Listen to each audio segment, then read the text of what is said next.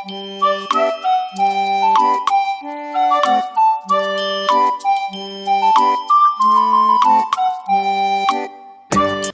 akan menentukan panjang salah satu sisi pada segitiga siku-siku. Oke, langsung aja kita mulai pembahasannya. Apa itu teorema Pitagoras? Pak Beni mulai dengan mengajak kalian untuk memperhatikan benda-benda berikut.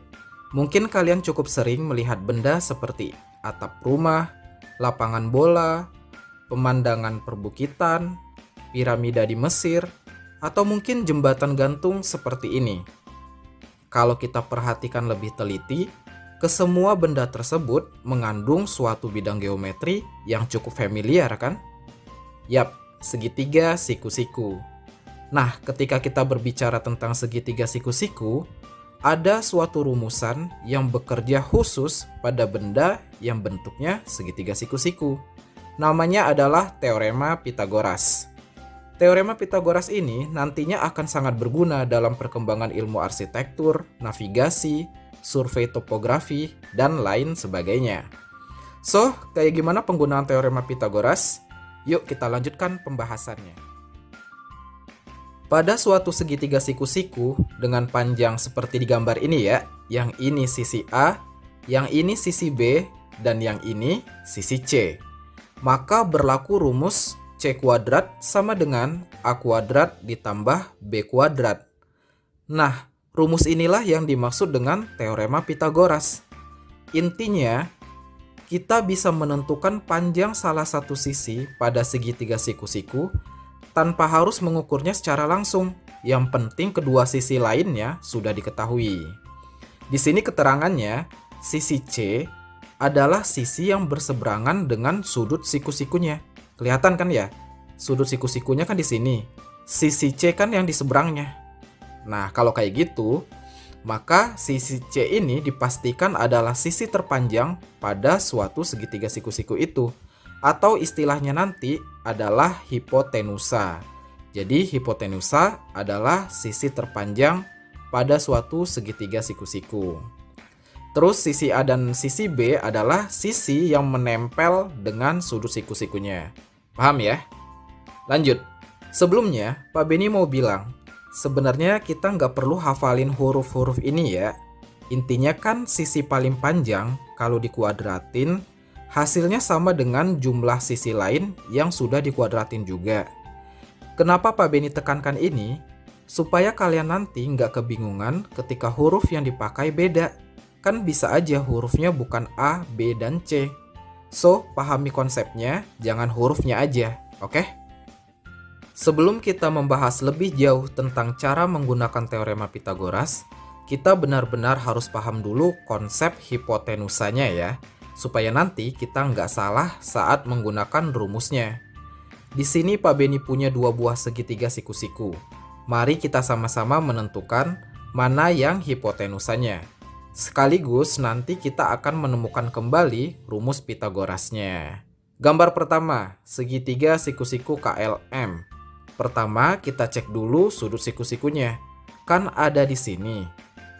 Maka, kalau ditanya hipotenusanya, berarti kan di sisi seberangnya. Berarti ada di sini dong. So, hipotenusanya pada segitiga ini adalah sisi M. Sehingga, rumus Pitagoras pada segitiga ini nanti adalah M kuadrat sama dengan sisi yang lainnya. Berarti K kuadrat ditambah sisi yang satunya lagi. Berarti L kuadrat, gitu. Bisa dipahami kan? Gambar kedua, segitiga siku-siku PQR. Siku-sikunya kan ada di sini.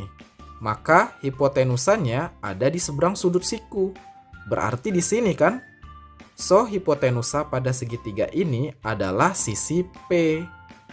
Maka rumus Pitagoras pada segitiga ini nanti adalah P kuadrat sama dengan sisi yang lainnya, berarti Q kuadrat ditambah sisi yang lainnya lagi, R kuadrat. Gitu aja, bisa dipahami kan? Jadi, walaupun segitiga siku-sikunya diputer kayak apapun, harusnya kita sekarang sudah lebih paham cara menentukan sisi terpanjang atau hipotenusanya. Oke? Oke, sekarang Pak Beni mulai membahas cara menggunakan teorema Pitagoras ini. Contoh pertama, tentukan panjang sisi X pada masing-masing segitiga berikut. Oke, kita mulai dari segitiga yang atas dulu ya. Langkah pertama, kita cek dulu siku-sikunya ada di mana. Siku-sikunya kan ada di sini. Berarti sisi yang di seberangnya adalah hipotenusanya kan, yaitu si X. Maka rumus Pitagorasnya jadi X kuadrat sama dengan sisi yang ini 12 kuadrat ditambah sisi yang ini 16 kuadrat. Lanjutin deh. Berarti X kuadrat sama dengan 12 kuadrat itu 144, 16 kuadrat itu 256. Berarti nanti X kuadrat sama dengan 400. Ingat, ini masih X kuadrat kan? Supaya jadi X aja, maka kita cari nilai akar dari 400. Akar 400 kan 20. So, X-nya aja berarti sama dengan 20. Bisa dipahami kan? Bagi kalian yang belum bisa mengakarkan suatu bilangan, silahkan klik link video yang muncul di kanan atas ini. Oke, lanjut ke segitiga yang bawah. Langkah pertama masih sama, kita cek dulu siku-sikunya ada di mana. Siku-sikunya kan di sini. Berarti sisi yang di seberangnya adalah hipotenusanya kan, yaitu 13. Maka rumus Pitagorasnya menjadi 13 kuadrat sama dengan sisi yang ini 5 kuadrat ditambah sisi yang ini X kuadrat. Kita atur dulu posisinya, berarti kan X kuadrat sama dengan 13 kuadrat dikurang 5 kuadrat. Lanjutin deh, 13 kuadrat itu 169, 5 kuadrat itu kan 25. Berarti nilai X kuadrat sama dengan 144. Sehingga X sama dengan akar dari 144, yaitu 12 kan? Ya udah, X sama dengan 12. Bisa dipahami kan? Contoh kedua, perhatikan gambar di samping. Diketahui segitiga ABC, siku-siku di B dengan panjang AC-nya 40 cm. Berarti kita tandai dulu ya, AC 40 nih. Terus BC 24, titik D terletak pada AB. Sedemikian sehingga CD-nya itu 25 cm. Kita tandai nih, berarti CD 25. Nah, yang ditanya adalah panjang AD-nya itu berapa sentimeter nanti? Oke, coba kita teliti dulu ya. Yang ditanyakan AD. AD ini kan sama aja dengan panjang si AB, kita kurangin sama panjang BD kan? Berarti kita perlu tahu dulu panjang AB dan BD-nya berapa. Caranya gimana? Gini, kita bagi gambar ini menjadi dua buah segitiga siku-siku. Pertama segitiga ABC dan segitiga BCD. Benar kan? Yang satu segitiga ABC, yang satu lagi segitiga BCD. Sekarang kita fokus ke segitiga siku-siku ABC dulu. Panjang AC kan 40, panjang BC 24. Siku-sikunya kan di B. Maka sisi di seberangnya yaitu kan yang 40 ini dong, ya kan? Berarti ini merupakan hipotenusanya. Berarti rumus Pitagorasnya nanti adalah 40 dikuadratkan sama dengan sisi yang satunya berarti AB ya. Berarti sisi AB kuadrat ditambah sisi satunya lagi 24 kuadrat. Kita atur posisinya menjadi AB kuadrat sama dengan 40 kuadrat dikurang 24 kuadrat. 40 kuadrat itu 1600, 24 kuadrat itu 576. Lanjut, AB kuadrat berarti sama dengan 1600 dikurang 576. Hasilnya 1024. Maka AB-nya aja sama dengan akar dari 1024. Sama dengan 32. Oke ya, jadi dapat AB-nya. Sekarang kita fokus ke segitiga siku-siku BCD. Panjang CD 25 cm dan BC-nya 24 cm.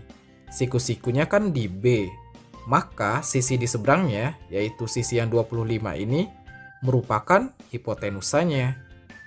Berarti rumus Pitagorasnya adalah 25 dikuadratkan sama dengan sisi yang lain, berarti BD kuadrat. Ditambah sisi yang lain lagi, 24 kuadrat. Kita atur posisinya menjadi BD kuadrat sama dengan 25 kuadrat dikurang 24 kuadrat. 25 kuadrat itu kan 625. 24 kuadrat tadi udah 576 kan? Lanjut, BD kuadrat berarti sama dengan 625 dikurang 576 sama dengan 49. Maka BD-nya aja sama dengan akar dari 49, yaitu 7. Oke deh, kita udah dapat panjang AB-nya 32 cm, panjang BD-nya 7 cm. Berarti tinggal finishing. So, panjang AD nanti sama dengan 32 cm dikurang 7 cm. Sama dengan 25 cm. Gitu ya. Semoga kalian bisa memahaminya. Nah, sekarang giliran kalian ya. Silahkan coba soal berikut.